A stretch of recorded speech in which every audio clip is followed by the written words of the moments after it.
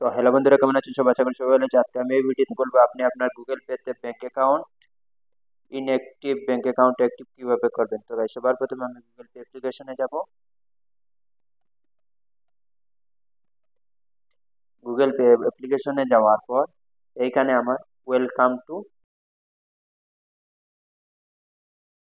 Mobile নাম্বারটা add করে নিব। মোবাইল নাম্বারটা অ্যাড করে নেওয়ার পর কন্টিনিউ ক্লিক করে নেব।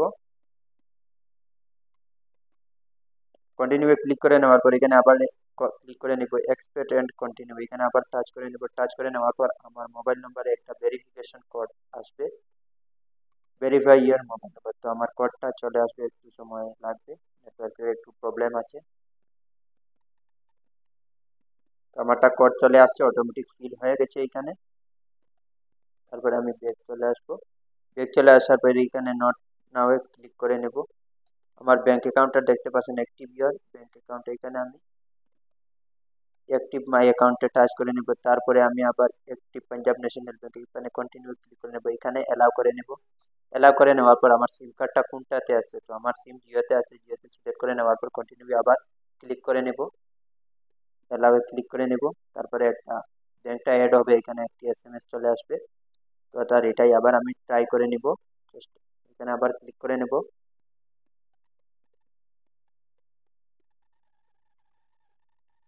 ক্লিক করে নেওয়ার পর আপনারা দেখতে পাচ্ছেন আমার এসএমএসটা চলে আসছে। এখান থেকে আমার ব্যাংক অ্যাকাউন্টটা অ্যাক্টিভিটিং ব্যাংক অ্যাকাউন্ট, এখানে আমার ব্যাংক অ্যাকাউন্টটা অ্যাক্টিভ হয়ে গেছে। এখানে আপনারা দেখতে পাচ্ছেন ব্যাংক অ্যাকাউন্ট অ্যাক্টিভেটেড।